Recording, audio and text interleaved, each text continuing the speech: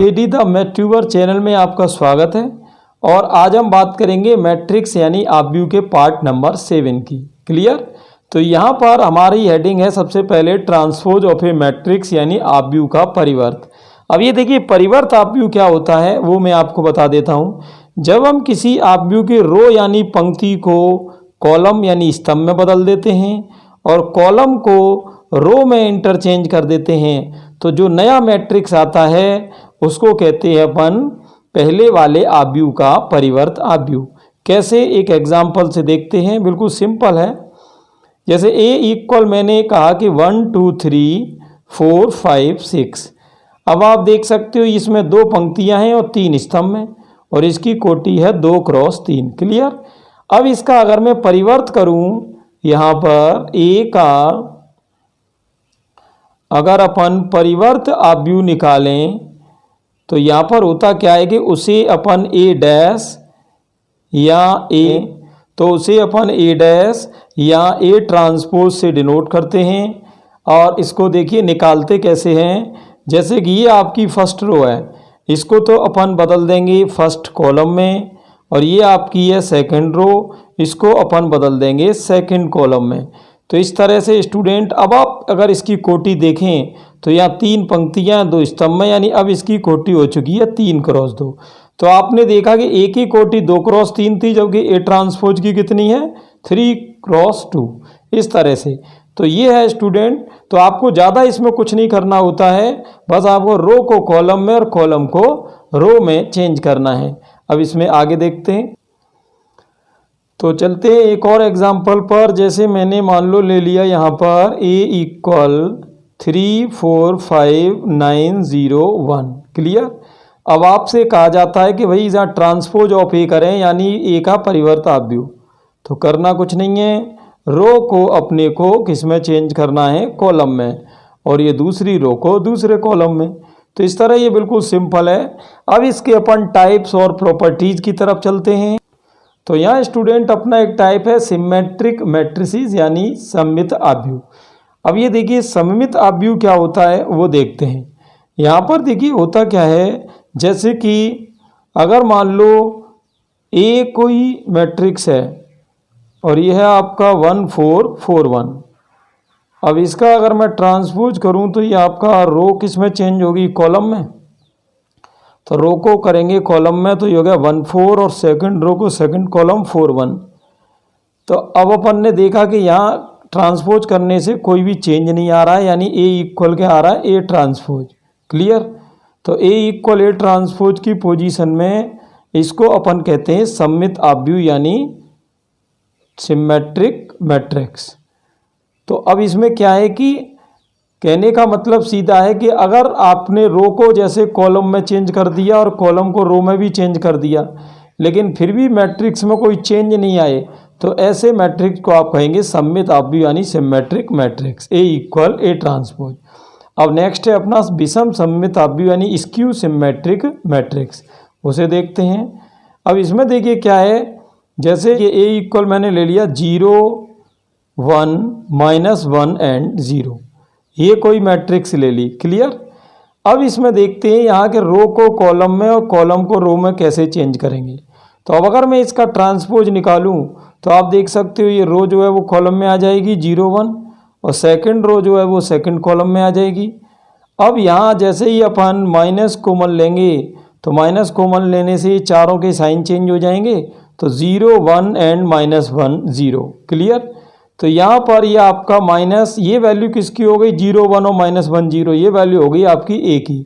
तो इस तरह से ए ट्रांसपोज इक्वल आ गया -ए। तो ए ट्रांसपोज इक्वल अगर -ए आ जाए तो इसको अपन कहते हैं विषम सममित आव्यूह यानी स्क्यू सिमेट्रिक मैट्रिक्स। तो बिल्कुल सिंपल है। तो 2 प्रॉपर्टी बस ध्यान रखनी है, अगर ए इक्वल ए ट्रांसपोज आए तो सममित है, और ए ट्रांसपोज इक्वल -ए आए तो विषम सममित है। नेक्स्ट देखते हैं। तो अब चलेंगे ट्रांसपोज की प्रॉपर्टी पर। सबसे पहली प्रॉपर्टीज तो यही है कि अगर मान लो आपने किसी मैट्रिक्स का डबल ट्रांसपोज कर दिया तो ये दोनों ट्रांसपोज एक दूसरे को कैंसिल करके वापस क्या ले आएंगे, ए ले आएंगे। क्लियर। कैसे, एक एग्जांपल देखते हैं। जैसे मान लो ए इक्वल आपका कोई रो मैट्रिक्स है 1 2 3। अब इसको आपने किया ट्रांसपोज, तो ट्रांसपोज करने से आपको पता है ये कॉलम मैट्रिक्स बन जाएगा। अब मैं इसका दोबारा से अगर ट्रांसपोज करूँ यानी इसका डबल ट्रांसपोज, तो ये जो आपका कॉलम मैट्रिक्स है ये दोबारा किस में कन्वर्ट हो जाएगा, रो में। तो अब आप देख सकते हो जो वैल्यू थी वो दोबारा वो की वही आ गई। तो ये तो हुई पहली प्रॉपर्टी कि ए का डबल ट्रांसपोज करेंगे तो वो ए ही आ जाएगा। सेकंड प्रॉपर्टी देखते हैं, अगर आपका ए प्लस बी का होल ट्रांसपोज हो, आप ट्रांसपोज को अंदर डिस्पर्स करें तो यहाँ पर आपका A transpose plus B transpose हो जाता है। यही प्रॉपर्टी माइनस में काम करेगी। अगर ए माइनस बी का ट्रांसपोज है और आपने इसको ट्रांसपोज को अंदर लिया तो ये A transpose minus B transpose हो जाएगा। और अगला रूल है अपना स्केलर का। जैसे कोई स्केलर नंबर है, जैसे मानो वाले के ले ली अधिक संख्या, अब के ए का कोई होल ट्रांसपोज कर रहा है तो ये ध्यान रहे के क्या है, ये तो अचर राशि है, इसको ट्रांसपोज से कोई लेना देना नहीं है। तो ये एज इट इज ही बाहर आ जाएगी और केवल ए का ही आपको ट्रांसपोज करना पड़ेगा। फिफ्थ रूल है रिवर्सल रूल, और ये बहुत ही इंपॉर्टेंट रूल है, इसको उत्क्रमण नियम भी कहते हैं। अब ये रूल क्या है, देखिए स्टूडेंट, जैसे कि अगर मान लो कभी ए बी का होल ट्रांसपोज कोई पूछ रहा है तो आपने देखा जिस तरह प्लस और माइनस में तो यूं के यूं ही अंदर आ गए, इसमें कोई क्रम चेंज नहीं हुआ। लेकिन इनटू में क्या होता है, जब आप ट्रांसपोज को अंदर लाएंगे तो ये उल्टा हो जाएगा, यानी B transpose into A transpose. तो ये इसमें थ्योरी काम करेगी। क्लियर। अब चलते हैं इसके कुछ एग्जाम्पल को देख लेते हैं। सबसे पहला एग्जाम्पल है कि ए इक्वल दिया है और ये पूछ रहा है ए ट्रांसपोज का भी ट्रांसपोज क्या होगा। वैसे तो अपने को मालूम है कि ए का डबल ट्रांसपोज है तो वो ए ही होना है, लेकिन करेंगे कैसे वो देख लेते। यहाँ पर देखिए क्या ए की वैल्यू ये दी हुई है, अब मैं इसका ट्रांसपोज कर रहा हूँ तो ये आपका हो रहा है यहाँ पर 3√3 and 2, और ये दूसरी रो क्या 420, तो ये आपकी होगी 420। अब ये एक बार तो हो गया ट्रांसपोज।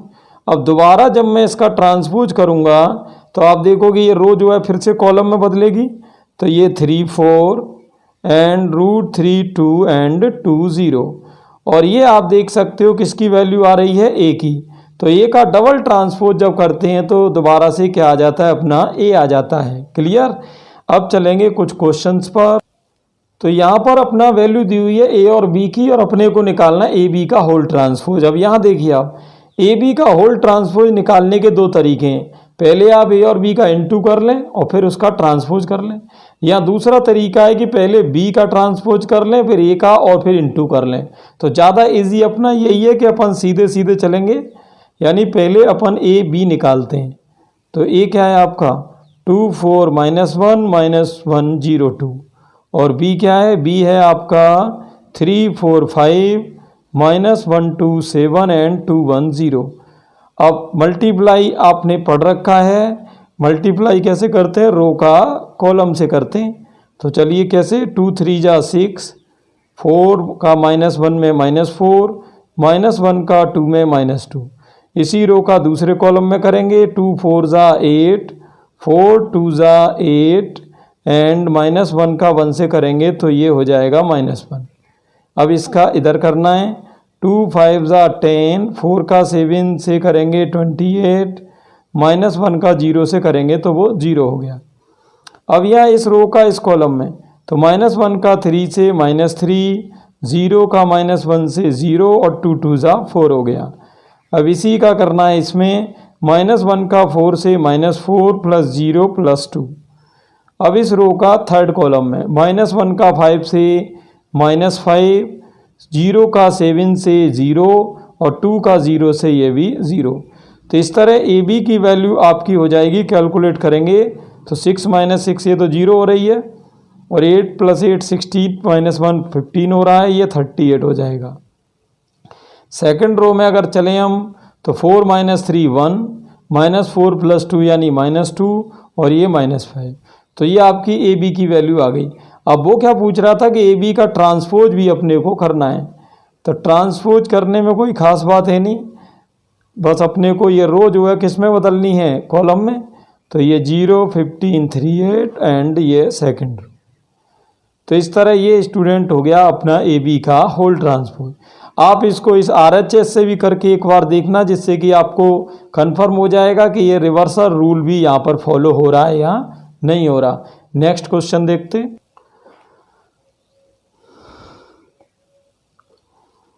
यहाँ पर एक इम्पोर्टेंट रूल है अपना कि trace of skew symmetric matrix is always zero. अब ये ट्रेस क्या है? ट्रेस को कहते हैं अपन अनुरेख। अनुरेख क्या होता है? देखिए, जैसे पहले अपन इसको अनुरेख को समझ लेंगे एक एग्जांपल में। जैसे ए इक्वल है मान लो 1 2 3 4। अब आप देख रहे हो इसका प्रिंसिपल डायगोनल यानी मुख्य विकर्ण क्या है? 1 4। तो इसको जब अपन ऐड करते हैं तो ये आ जाती है इसकी ट्रेस। ट्रेस ऑफ ए यहाँ पर हो जाएगी 1 + 4 यानी 5। तो जैसा कि ये कह रहा है कि विषम सममित आव्यूह का जो अनुरेख होता है वो हमेशा 0 होता है। ए इक्वल अपन ने ले लिया है यहाँ पर आपका 0 3 -5 एंड -3 0 1 एंड 5 -1 0। तो इसकी ट्रेस भी आप देख रहे हो, ट्रेस भी क्या हो रही है? 0। और यहाँ पर अपन देखें तो यहाँ इसका ट्रांसपोज कर लेते हैं। ट्रांसपोज में रो कॉलम में चेंज होगी। तो पहली रो क्या है? 0 3 -5, दूसरी रो आपकी -3 0 1 और थर्ड ये 5 -1 0।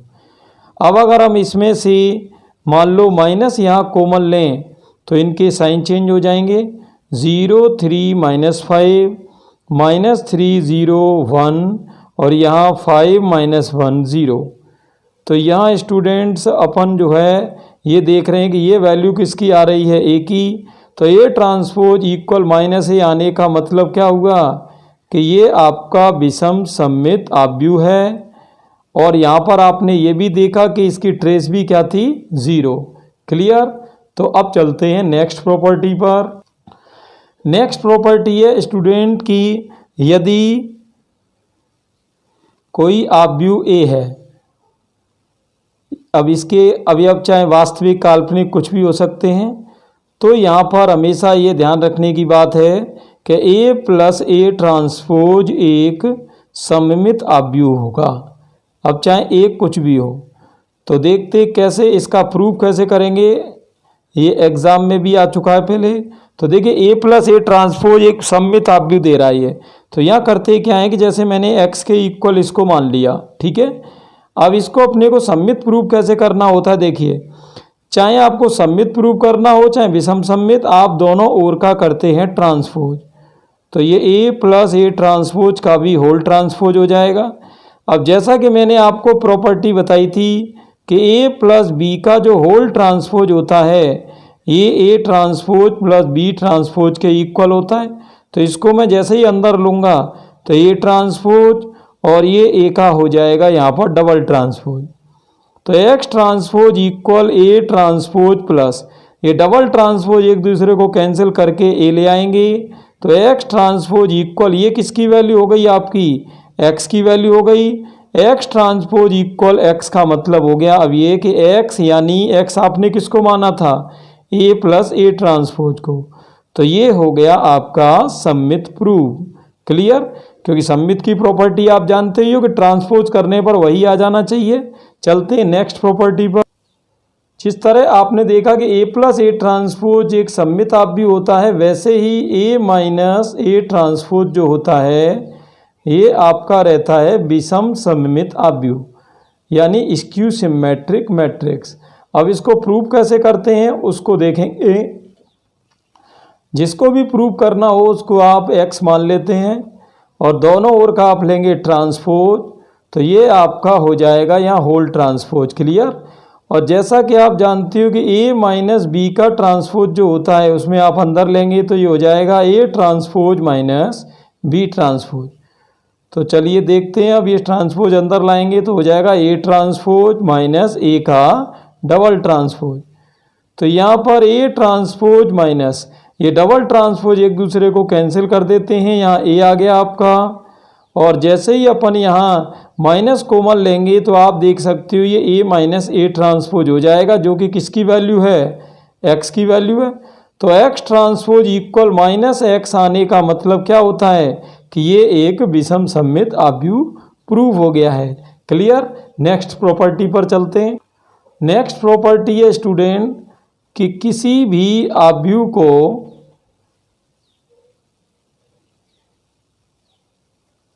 बस यहाँ पर ये ध्यान रहे ये आव्यूह होना चाहिए वर्ग आव्यूह यानी स्क्वायर मैट्रिक्स। किसी भी आव्यूह को एक सममित एवं एक विषम सममित